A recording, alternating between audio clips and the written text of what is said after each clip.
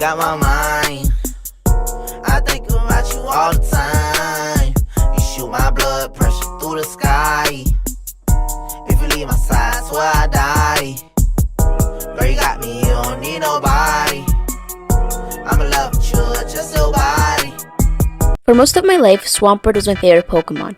My favorite Pokemon game of my childhood was Oraz, and even though I did multiple playthroughs with all 3 starters, my favorite one by far was Mudkip. So imagine how happy I was when I found out that Swampert was actually good in competitive singles. And that's a pretty well-known fact, but I'm here to explain why and how even though he may not be ranked as highly as other Pokemon, I still think he's probably one of the best designed Pokemon of all time. Now this isn't going to be an FSG style video where I recount the entirety of its competitive journey. There will be a little bit of that, but this video will be broken down into 3 parts. Part 1 is what do I mean by a well-designed Pokemon, Part 2 will be me analyzing Swampert, and Part 3 will be my conclusion. So what do I mean or what do I define by well-designed? Well, just because a Pokemon is strong doesn't mean that it's designed well within the context of competitive singles. I know that might sound counterintuitive, but what I mean is, for example, Mega Rayquaza. He was strong, very strong. So strong, he was banned from Uber's the highest tier. The AG tier had to be made for him. Conceptually, there were many things that made Mega Rayquaza way too strong. It made the Uber tier way too unbalanced, and in other words,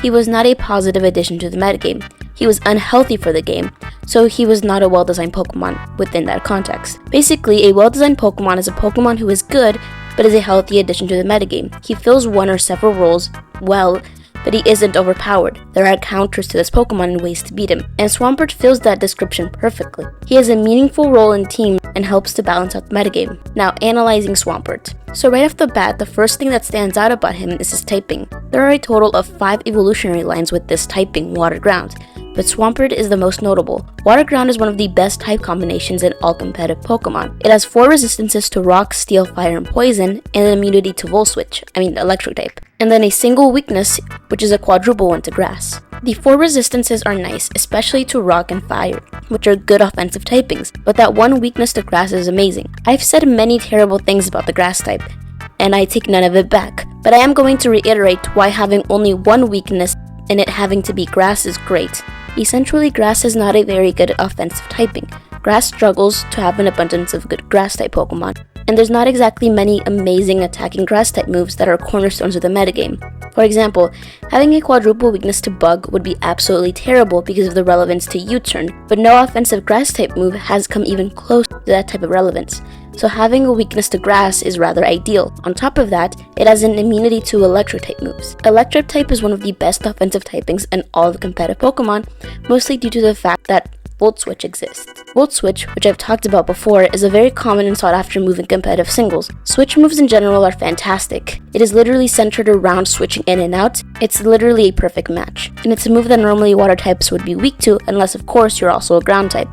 So defensively, it has one of the best typings, but offensively, it's also pretty amazing. Water, of course, is super effective against ground, rock, fire, and ground is super effective against poison, rock, fire, and electric. Stat-wise, he has a great distribution. Swampert can be described as a slow, bulky, offensive-like Pokemon. His non-mega form has a base 100 HP and a base 110 defense, and then 90 base defense, with a speed of 60, which are mostly the stats that we care about. This means that he can dish out a lot of damage, and he can stick around for the whole game, since he has a lot of natural bulk. Ability-wise, his base form has 2, Damp and Torrent. Torrent is the ability that all Water-type Pokemon starters have, boosting your Water-type moves when you're at 1/3 or less of your HP, which is a genuinely solid ability. Then Damp, which prevents self-destructing moves like Explosion, which nowadays that ability may not be that relevant, but back in the early gens, when Explosion was a very common move, it was a nice way to survive your average exploding Metagross. And now his Mega Form, which takes things to a whole new level. It makes his base stat go from 535 to 635. The changes that his Mega Form made that we really care about, attack skyrocketing to 150 and both of his defenses going up to 110. So obviously that by itself is amazing,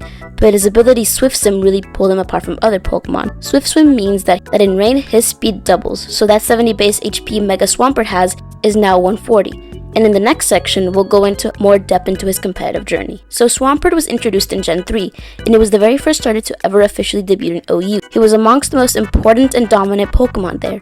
In Gen 3 OU, Swampert serves as a great counter to Tyranitar, Metagross and Aerodactyl, Salamence and Flygon. He uses both attack, since this was before the physical special split happened as we know it now. So Ice Beam, Surf, Hydro Pump, Focus Punch, Earthquake, and Hidden Power were all moves that he would run because of the unique game mechanics of Gen 3. That's part of the reasons he's very dangerous, because even if he's a more defensive-oriented Pokemon, offensively he's very versatile.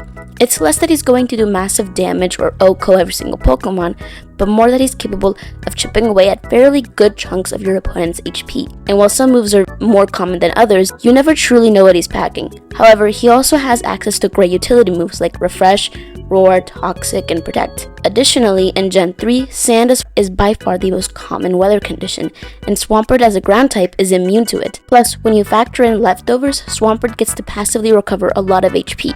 He's become an incredibly persistent Pokemon. Then in Gen 4, Swampert was still goated, and honestly, pretty much everything that I said for Gen 3 is still true here. Except now that this physical special split has happened, he can now take fully advantage of his physical attack, and his move pool looks a lot more like this.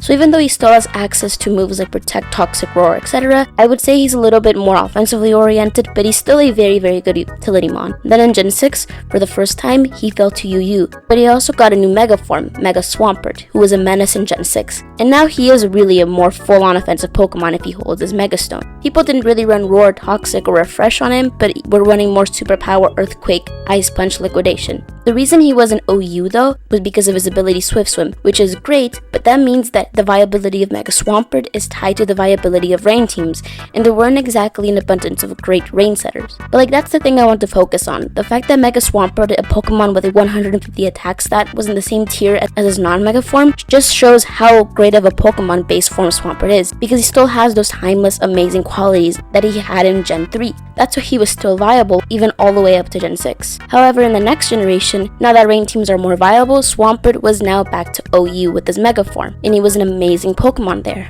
And I am very happy to inform you that in national decks where Mega forms are allowed, Swampert is currently OU since rain teams are thriving there. However, his non-Mega form in Gen 9 has fallen to NU, which honestly Gen 9 has been insane for Swampert, so it is not your fault. Nintendo has been on crack recently making these new Pokemon. I don't know what they're on. It's not exactly Swampert's fault. He's still a good Pokemon. Things are just kind of insane recently. But even in NU, he's still a great addition to that tier. He's an amazing addition to any tier, and he's still able to fill that role of a bulky attacker with good utility moves. So power creep was a lot for Swampert to keep up with, mostly his base form. Swampert stayed UU up until Gen 8, and that itself is very impressive, because the UU tier is still filled with very impressive Pokemon. It's not like he had a spiraling descent. He stayed UU for 4 generations straight, and that's not an easy feat.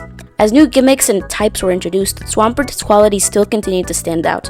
Although new Pokemon with their high stat and amazing signature moves continued to come out as well, fundamentally Swampert has qualities that are still valuable. There are many Pokemon that stood out at one point but fell up to obscurity afterwards because they weren't fundamentally good. Like for example, let's take a Pokemon who has been the source of some controversy lately, Cloyster. As I'm writing this, he has been banned to Ubers in Gen 5, but as of Gen 9, he has fallen off. However, his descent is a little bit different than Swampert's, because Cloyster was good for different reasons. Cloyster being good was less a result of him being a well-designed Pokemon, and more of a byproduct of early gens having many design flaws. For example, in Gen 1, Cloyster was great, but Gen 1 isn't exactly balanced. For example, Rock and Fighting type Pokemon are almost non-existent.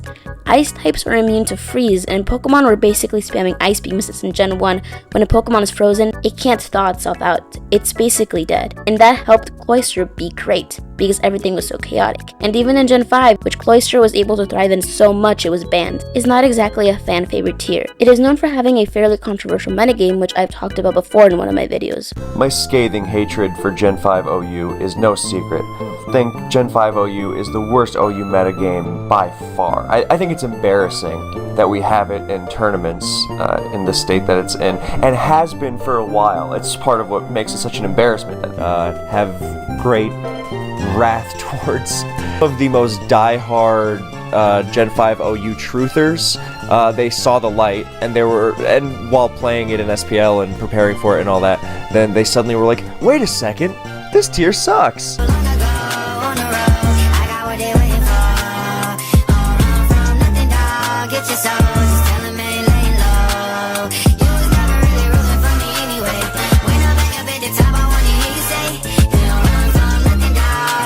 But as Pokemon started cleaning up its problems, quote unquote, it became more and more evident that Cloyster was a benefactor of these problems, and it wasn't exactly a Pokemon with timeless qualities, unlike Swampert. So essentially, while Swampert has fallen off from the OU since he was first introduced, you can't say that he stopped being a good Pokemon, and the qualities that once make him great are ones that he still has.